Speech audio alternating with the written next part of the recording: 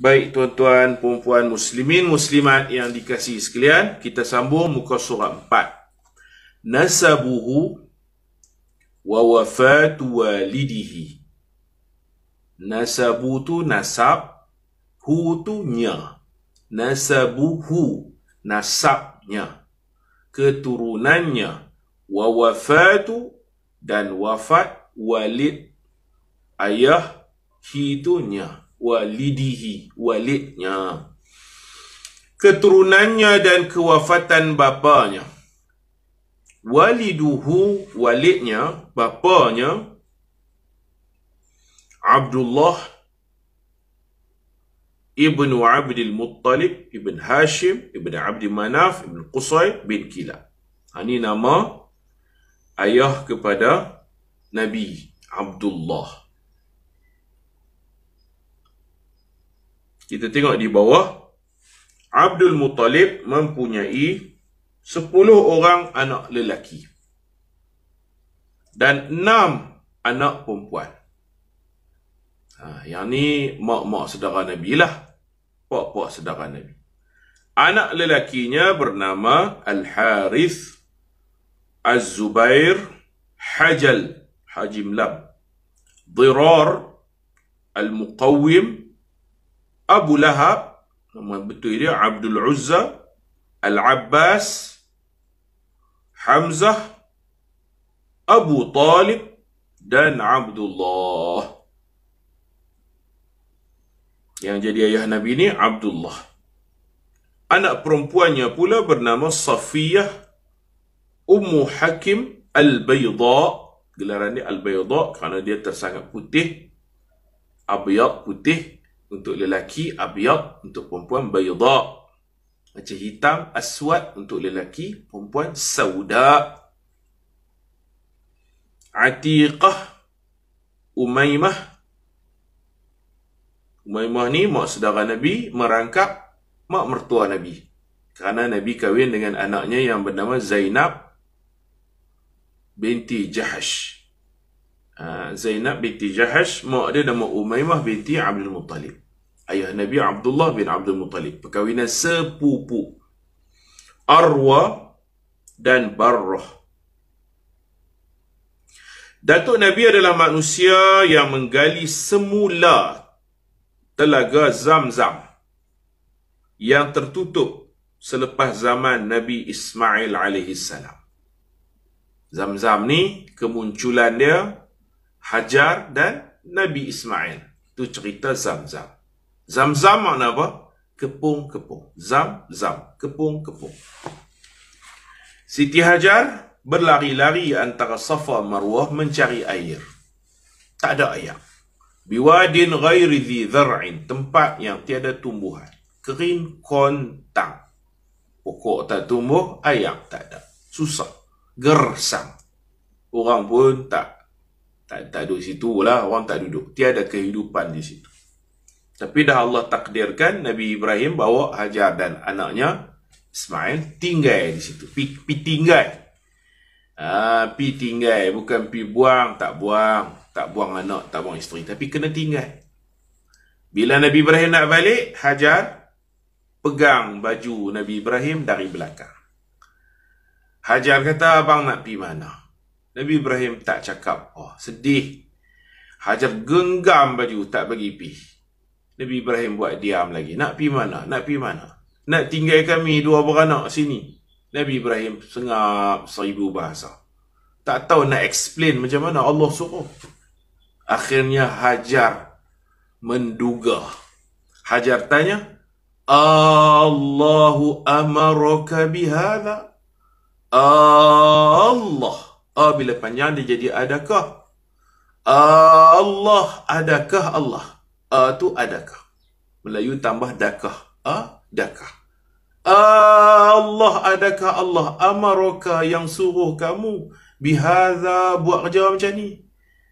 Aku perempuan. Anak kecil lagi. Nak jaga anak lagi. Nak cari makan. Ayak tak ada tahun ni. Nak tanya ni. Ni perangai abang ke atau arahan daripada Allah? Adakah Allah suruh? Nabi Ibrahim jawab, bala, bahkan. Dia pun lepas baju Nabi. Dia genggam tadi. Dia lepas. Dia kata, "Idzan, kalau begitu, lan yudayyi'ana." Dia, yakni Tuhan, tidak akan mensia-siakan kami. Lan yudayyi'ana tu, na tu kembali kepada Hajar dan Ismail. Dua orang je. Tak apalah abang pilah. Abang baliklah Palestin.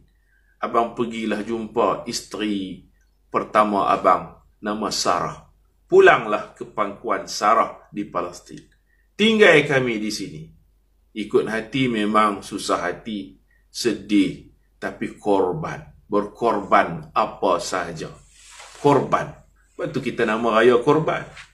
Sanggup ditinggalkan dengan anak kecil, dengan rumah tak ada, kipas angin tak ada, aircon lagi tak ada, wifi pun tak ada. Tak ada kemudahan. Kalau ada wifi boleh juga duk WhatsApp dengan suami.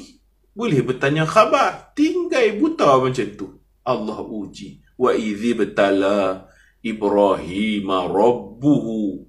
Ingatlah ketika Ibrahim diuji macam-macam ujian. Siapa uji? Rabbuhu, Tuhannya. Wa idzi betala Ibrahim rabbuhu bikalimatin, dengan beberapa arahan berat. Fa'atammahun. Nabi Ibrahim junjung dan dia buat dengan sesempurna mungkin. Berau. Kita nak musafir tinggal anak, ada aircon, ada elektrik, ada ayak kowe ada. Ayak kowe ada. Sejuk, suam, panas. Tak gamak nak tinggal. Bahaya, takut nipu sunyi. Takut kawak masuk, kita bawa hantar kampung lah. Hantar balik rumah mak betul lah. Tak berani nak tinggal isteri dengan anak kecil. Padahal aircon ada, kipas angin ada, elektrik ada, air ada, bilik ayak ada. Nak mandi boleh. Ayak ni untuk apa? Mandi, cuci pakaian, minum. Ayak. Tak ada ayak nak basuh baju, payah. Tak ada ayak nak mandi macam mana? Tak ada ayak, bolehkah hidup tak mandi berhari-hari, berbulan-bulan? Tempat memang tak ada ayak. Ayak tak ada nak minum. Allahu Akbar. Memang jam lah. Tak ada tandas tak apa lagi. Melepas atau mana-mana pun. Tak ada tandas tak apa lagi. Saya pernah pergi satu kursus tarbawi. Tempat tu tak ada tandas. Allahu Akbar. Nak kena pergi cari belakang-belakang pokok. Memang tak selesa. Kita bayangkan susahnya Siti Hajar. Dia perempuan. Baru beranak. Tak habis pantang lagi bah. Nak jaga anak dia lagi. Sekali main binatang buah. Tempat-tempat macam tu. Di Mekah dulu ada serigala. Ada binatang-binatang. Walaupun gersang tu ada binatang yang lintah. Ya Allah, ya Arhamar Rahim. Nak tanya satu je. Abang buat macam ni pasal apa? Nabi Ibrahim sengak. Allah suruh ke? Ini soalan dia. Allahu Akbar. Akidah dia. Kalau Allah suruh tak apa. Pilah. Tinggallah kami sini. Kalau bini kita dia peluk, dia nak ikut balik sekali lah. Dia mana mau kena tinggal. Jadi ceritanya Mekah ini dibangunkan oleh Hajar, Ismail. Cerita Zamzam ni Allah Allah terbitkan, berasbabkan Hajar cari ayak, pi balik. 7 kali tu sa'i letih tuan-tuan. Letih lah ni, ada aircon, ada kipas angin, ada lampu. Tapi letih. Kalau kita tanya orang buat umrah, apa yang letih? Niat tak apa, tak letih apa, niat je. Pakai kain ihram sampai tempat niat di miqat. Sampai di Mekah ada wuduk ready, ada wuduk elok, pi tawaf. Tawaf tak letih, pusing. Jagalah apa yang kita mengaji kan. Pusing bagi betul. Bukan nak letih, mana dia bulat. Yang letih nu sayup nak pi hujung nu, nak patah balik mekok ni, nak pi pula. Ya Allah. Tak tahulah, saya muda lagi, rasa lenguh lah, rasa penat lah. Orang duk lari, duk jogging semua, mungkin dia ada stamina. Tapi perlu orang. Coba bayangkan Hajar dia tinggal anak dia sorang-sorang duk sa'i Hajar Safa Marwah 7 kali. Cukup 7 kali dia dengar bunyi ayat. Dengar bunyi ayak, dia pergi tengok anak dia. Tengok keluar ayak. Dalam riwayat hadis, dia nampak, Hajar nampak 2 ekor burung berwarna putih. Abyadani, dua-dua putih. Burung tu patuk dan kepok-kepok dengan sayap di tanah berdekatan dengan Nabi Ismail. Burung tu patuk, burung tu kepok dengan sayap, berterbangan debu tanah, akhirnya memancut keluar kedebuk-kedebuk, membuak-buak daripada tanah ayak. Itulah yang namanya ayak Zamzam. Zamzam tu pun keluar daripada mulut Hajar. Hajar kata kita kepung dia sebab dia keluar. Nak bagi takung, tidak dia keluar meleleh atas permukaan bumi. Hajar ambil beberapa ketui batu, disusun keliling sambil dia sebut Zamzam. Bukan Zamzam ala Kazam. Zamzam maknanya kepung. Kita kepung dia. Kita buat lopak. Kata Nabi SAW, rahimallahu Hajar. Semoga Allah merahmati bondaku Hajar. Rahimallahu Hajar. Semoga Allah merahmati bondaku Hajar.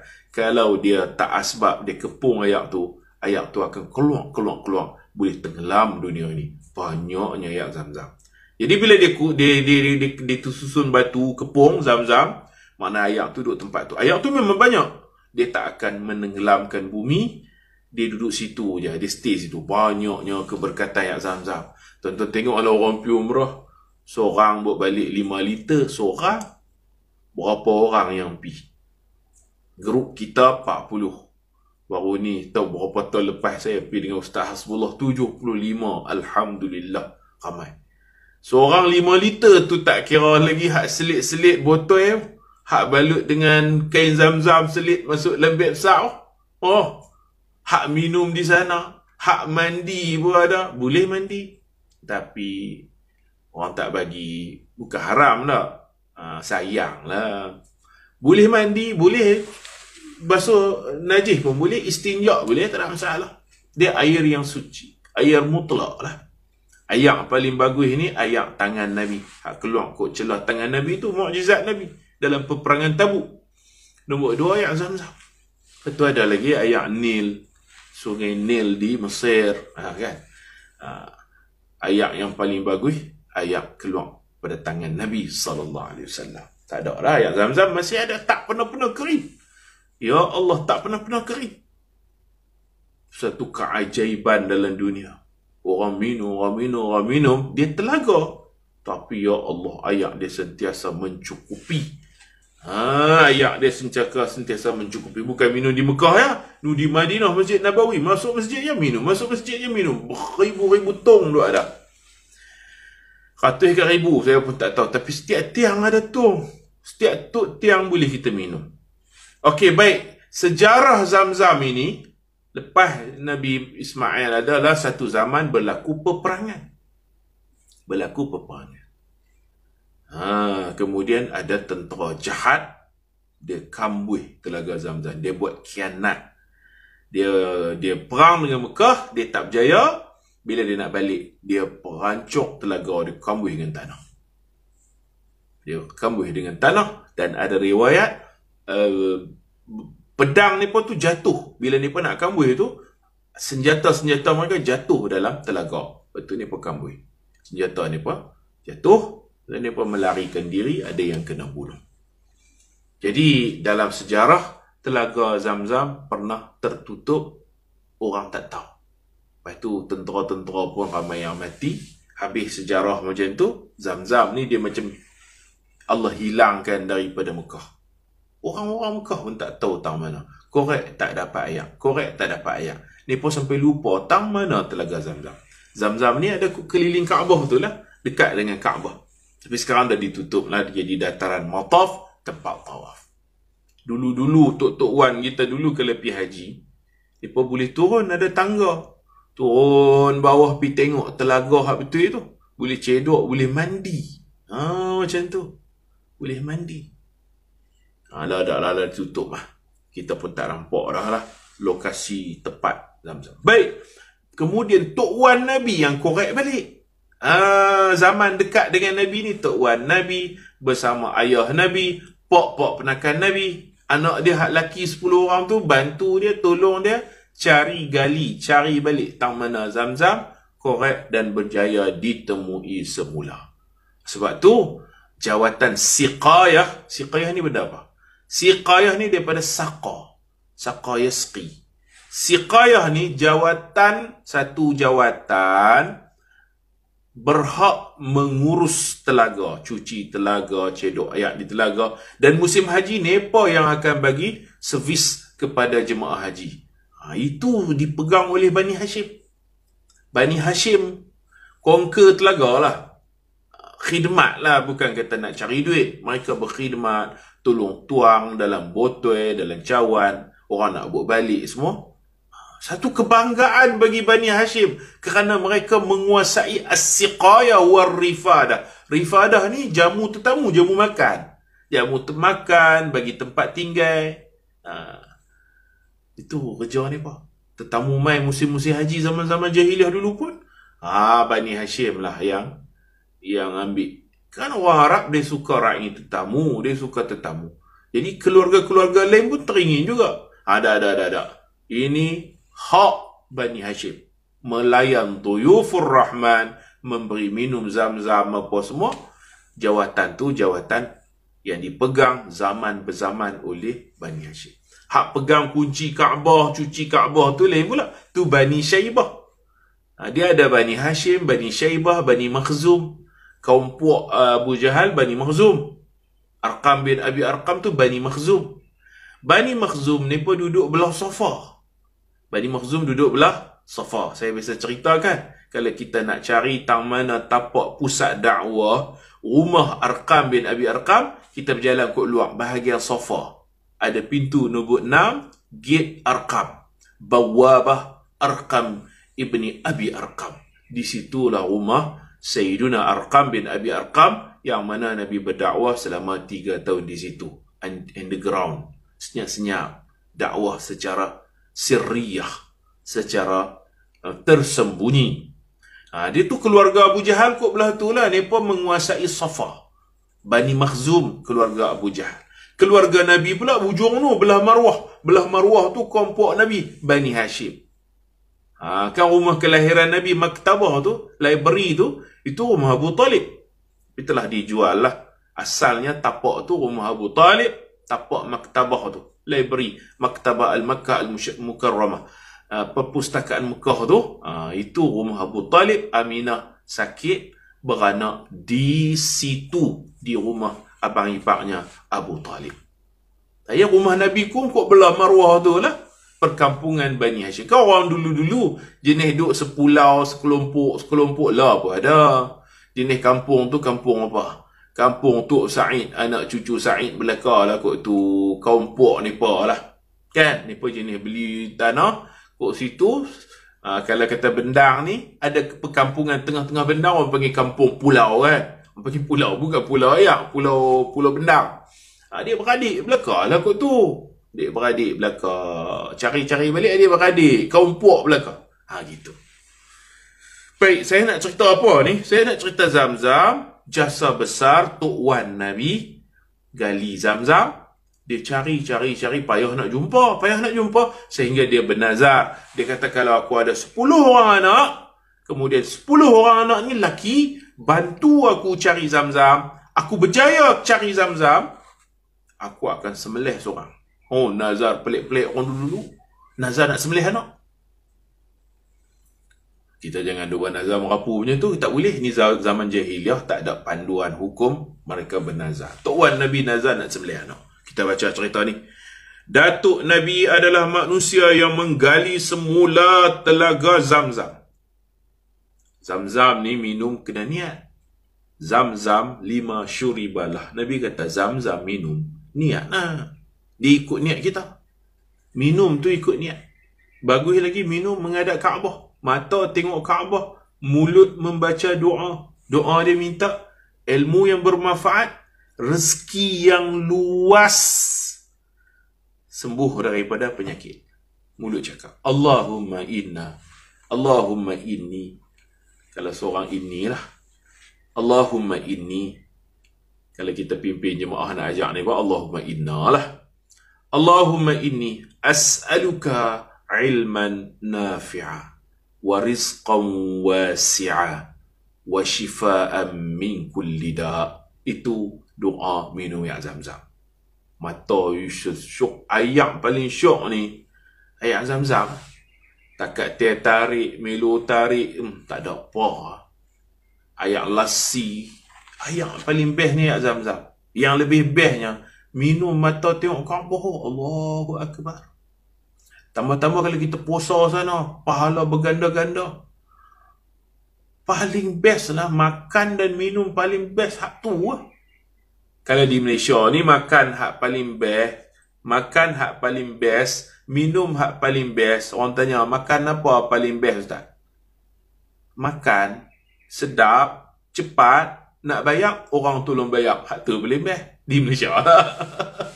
Makan hak paling best ni, makanan tu sedap, kita order dapat cepat, layanan pun baik, ramah tamah, nak bayar, orang bayar dah. Cemeh, hak tu paling best. Kalau tanya badan kita, akal kita, cukup best lah. Nak pergi bayar, Allah, orang bayar lah. Tak tahu, kalau tahu makan banyak lagi. Macam tu melawak je. Tapi makanan rohani ni paling best. Kita puasa di Mekah, kita menunggu waktu berbuka, mata duk tengok Kaabah. Jam tak payah tengok lah, saat gini perasanan. Mata tengok Kaabah. Mata kita puas tengok Kaabah. Bila azan pula, hak azan tu cukup sedap. Telinga kita pun puas. Ui, dengan azan, sedap. Muazzin tu cukup sedap. Ya Allah, telinga puas dengan azan. Mulut merasai kurma. Baca bismillah dululah. Baca doa makan dulu. Mulut rasa masin-masin. Minum ayak pula. Lagi rasa macam kurma rasa manis. Ayak tu rasa macam nak masin-masin sikit kan. Tawak-tawak sikit. Allahu Akbar. Itulah makanan rohani yang sangat menyeronokkan. Minum air Zam-Zam sunat berdiri. Ada pendapat ulama sunat berdiri, ada pendapat kata afdal duduk, khilaf. Maksudnya harus berdiri.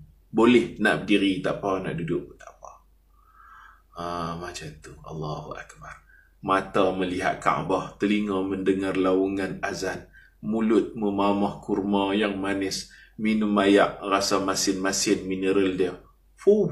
Cukup syok. Kenangan yang takkan boleh dilupai. Makan sedap cara badan ni macam-macam lah. Makan nasi Arab, nasi Mendi apa semua. Ni kita cerita makanan rohani. Kenangan roh kita. Mata, telinga, badan, mulut merasai sesuatu yang Arab kata man lam yazuk lam yadri. Siapa tak biasa rasa, dia tak tahulah. Siapa biasa rasa, tak boleh lupa. Seronok ya Allah. Ayat Zam-Zam tu, Tok Wan Nabi berjasa korek balik. Tapi ada nazar dia tu, nazar pelik dia tu, yang kita akan baca pagi ni. Beliau yakni Tok Wan Nabi Abdul Muttalib, nama betul Syaibah Al-Hamdi. Dulu meriah buka puasa Mekah Madinah. Dah tak berapa seronok dah. Allahu Akbar. Semoga Allah memudahkan kita untuk sampai ke sana. Beliau mendapat arahan untuk mencari gali telaga Zam-Zam ketika sedang tidur di dalam hijr Ismail. Tuan Nabi duduk berehat, tidur. Hijr lengkungan tu. Lengkungan depan tu nama hijr Ismail.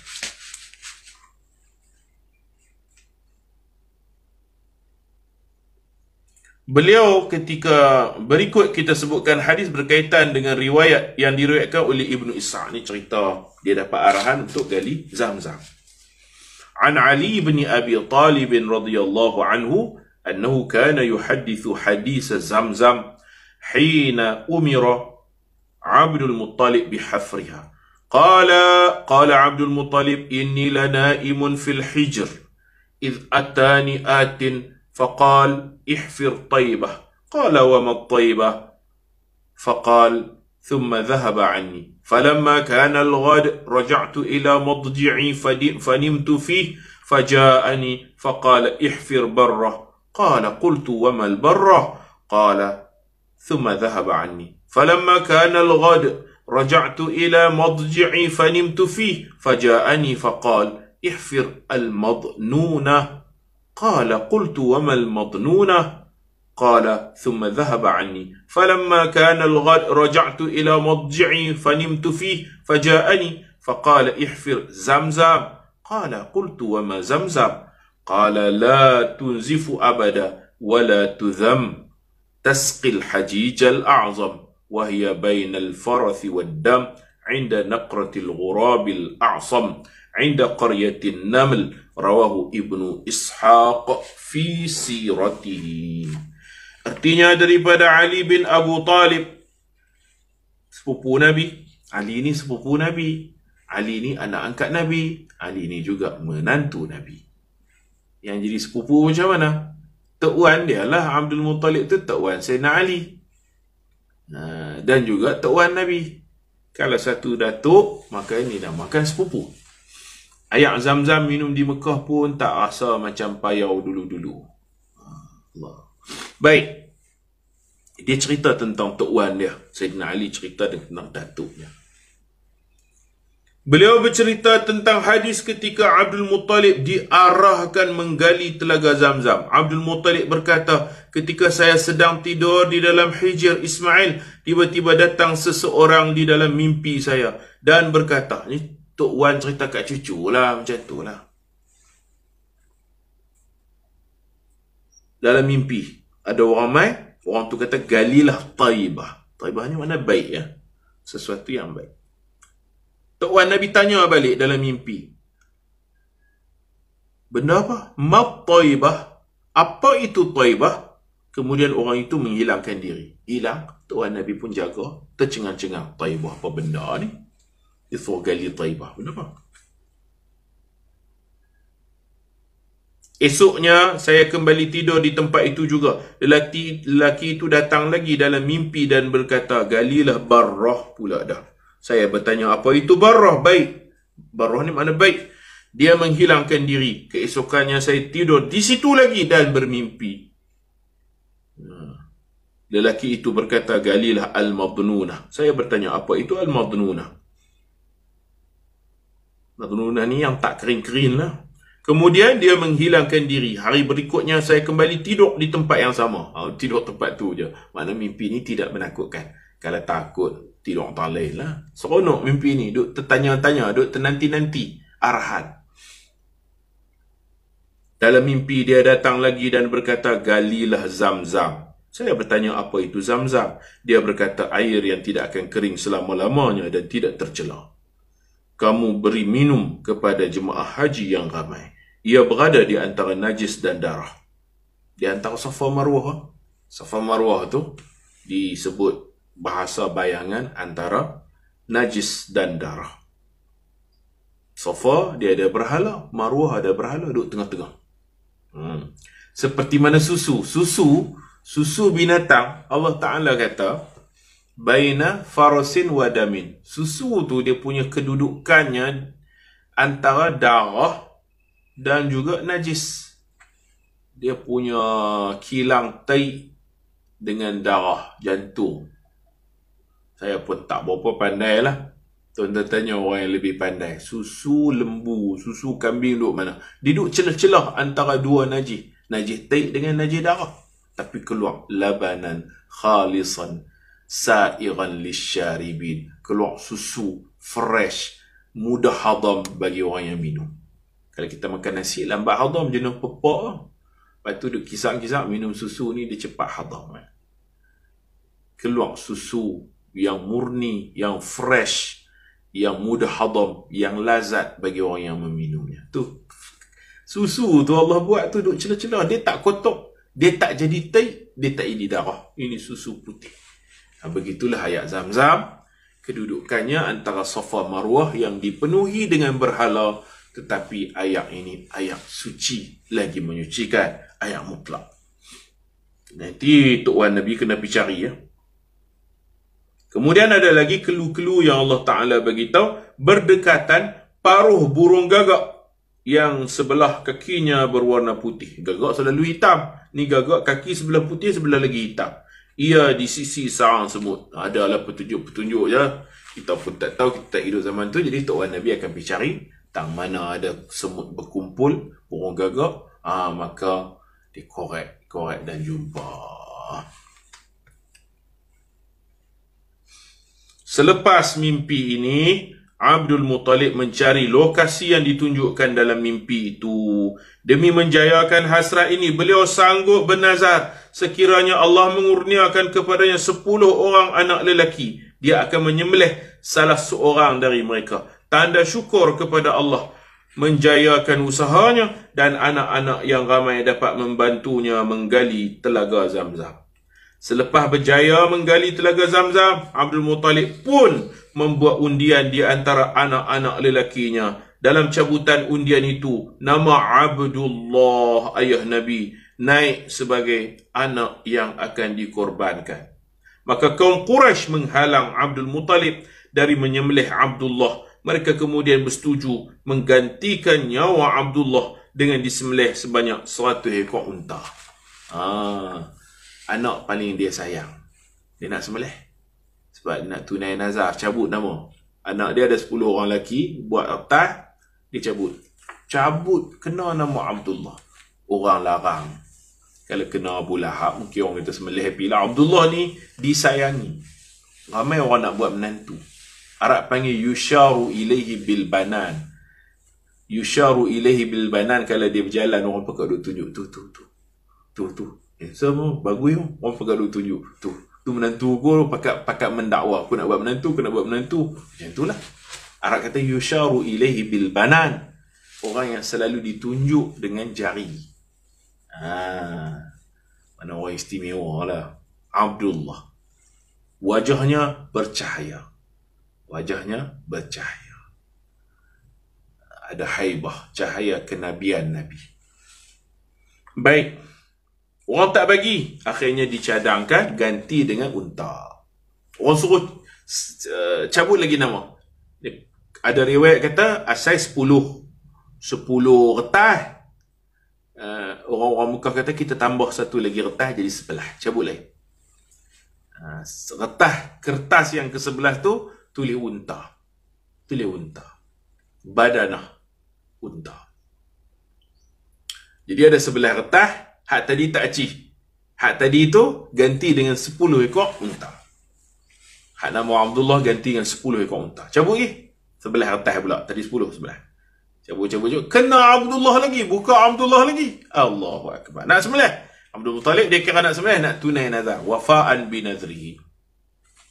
Dia pun kata jangan. Ganti 10 ekor unta. Kira 20 ekor unta lah. Cabut lagi. Cabut. Mengharapkan dapat retas hak unta tu. Cabut kali ketiga pun nama Abdullah juga. Syekh Abdullah. 30 ekor unta. Cabut lagi. Kali keempat pun Abdullah juga. 40 ekor unta. 10 kali cabut. 10 kali cabut. Semua Abdullah. Allah nak macam tu. 10 kali 10, 100 ekor unta. Kali 11 cabut, baru kena retas badanah. Retas unta tu. Baru dapat tangkap, buka-buka. Ni unta. Maka disembelih 101 ekor unta. Sebab tu kalau kita mengaji bab qisas, wang pampasan kalau kita terbunuh, sengaja bunuh ke apakah, kalau kita terselamat daripada dibunuh, kita kena bayar diat. Diat tu nilai nyawa. Diat itu nilai nyawa, pampasannya 100 ekor unta. Bermula daripada hari Abdul Muttalib bernazar nak sembelih anak, maka wujudlah istilah diat. Daliyata marbutah, diat. Allah selamatkan. Allah selamat pasal apa? Pasal dia dalam tulang sulbinya ada benih zuriat Rasulullah sallallahu alaihi wasallam. Kalau dia disembelih, tak ada lah Nabi Muhammad. Nabi Muhammad mai ikut dia. Dia tak kahwin lagi. Macam tu. Imam Qustulani ni dia bawa rentetan cerita. Allah selamat ni pasal Nabi Muhammad. Asbab Nabi Muhammad. Contoh Nabi Nuh. Nabi Nuh selamat daripada tufan, banjir besar. Bersama-sama Nabi Nuh tu orang beriman pun selamat. Naik kapal. Kapal tak tenggelam. Kapal tak pecah. Kapal ni tajri kal mauj. Dia berlayar tu seperti bukit. Besarnya kapal, ombak pun besar. Dia macam bukit yang bergerak. Tajri fil bahri kal mauj. Dia berlayar di lautan tu macam bukit. Besarnya kapal, macam bukit. Tapi tak tenggelam. Allah Ta'ala sebut, mimman hamalna ma'anuh. Kamu adalah keturunan bersama orang yang kami selamatkan bersama Nabi Nuh atas kapal.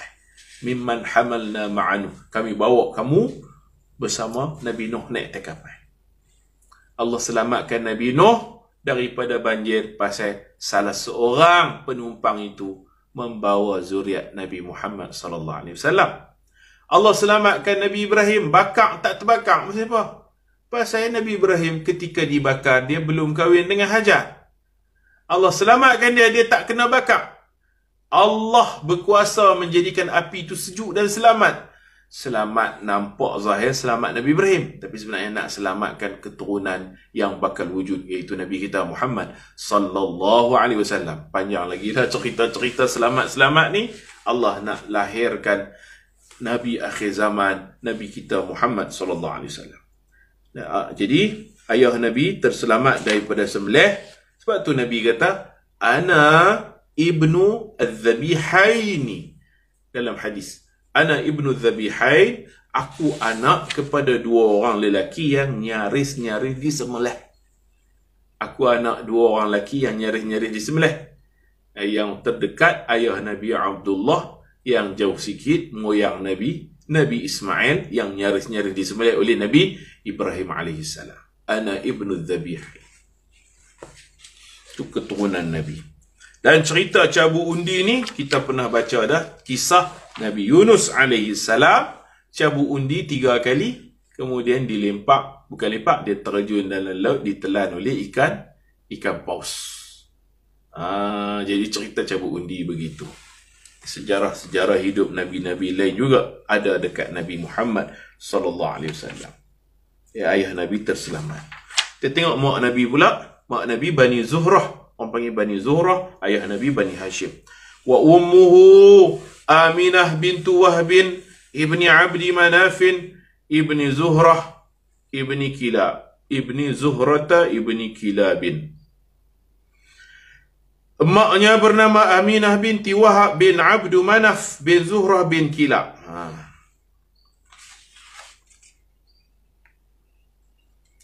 Fatajtami'u ummuhu ma'a walidihi fi jaddihi al-khamis wa huwa Kilab. Terhimpunlah keturunan ibu dan ayahnya pada datuknya yang kelima, moyangnya bernama Kilab.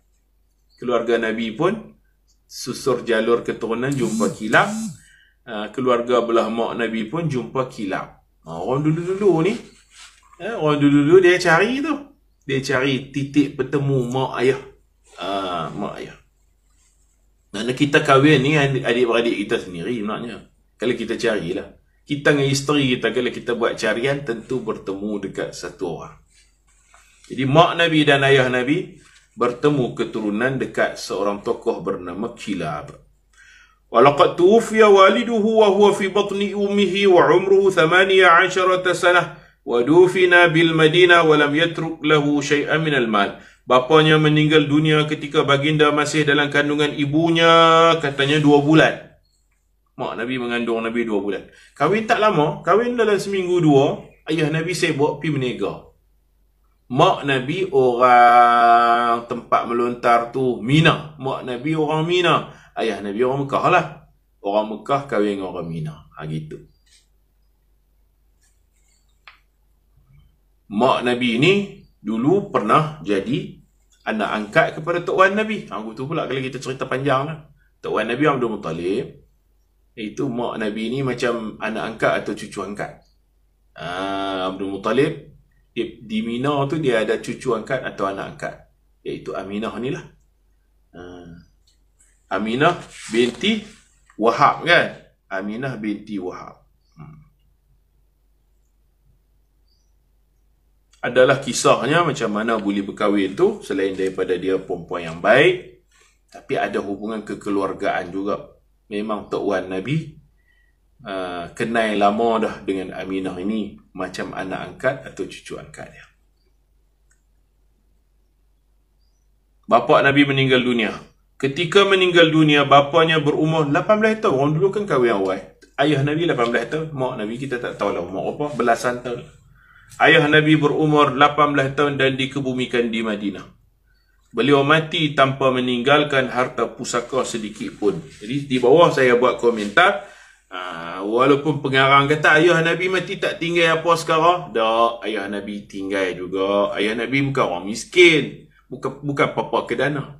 Ayah Nabi ada tinggal hamba abdi, beberapa ekor unta, kira orang tak kaya pun kira sederhana hidup. Selesa lah hidup tu, bukan miskin tak. Tengok di bawah, mak Nabi berasal dari kabilah Bani Zuhrah. Ketika itu ayah Aminah nama Wahab bin Abdul Manaf Az-Zuhri, merupakan pemimpin kabilah Bani Zuhrah di Mina. Ayah Aminah ni ketua di Mina. Selepas berkahwin, ayah Nabi tinggal bersama isterinya di rumah Wahab bin Abdul Manaf, bapa mertuanya, selama 3 hari. Seperti kebiasaan orang Arab. Lepas kahwin, duduk dengan keluarga mertua lah. Ayah Nabi duduk di Mina lah 3 hari. Macam orang Arab, macam kita juga. Lepas kahwin belah isteri, duduk belah isteri. Selepas 3 hari, Abdullah membawa Aminah pulang ke rumah Abdul Muttalib di Mekah.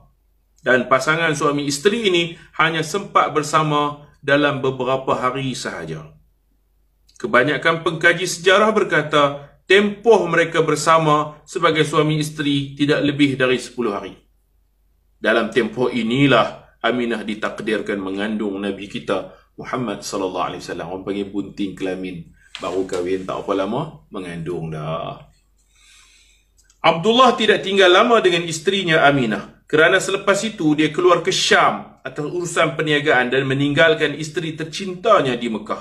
Setelah selesai urusan perniagaan, dia segera pulang untuk bertemu isterinya yang dirindui. Nak balik. Nak jumpa isteri. Pengantin baru ni. Dalam perjalanan pulang, Abdullah singgah di Madinah menziarahi kaum keluarga sebelah Abdul Muttalib yang ada di Madinah. Syria nak balik kena lalui Madinah. Dah lalu ke Madinah, dia pergi ziarah lah adik-beradik yang ada di Madinah tu. Ketika itu Nabi tiba-tiba dia jatuh sakit, demam macam tu, dan meninggal dunia di Madinah. Tak disangka-sangka lah meninggal dunia. Ketika itu Nabi SAW baru berusia 2 bulan di dalam kandungan ibunya. Tu ujian lah. Kahwin tak lama, mengandung, suami pergi berniaga. Nego pun kalau nak pergi sebulan, nak balik sebulan, 2 bulan lebih lah. Di celah-celah itulah ayah Nabi SAW.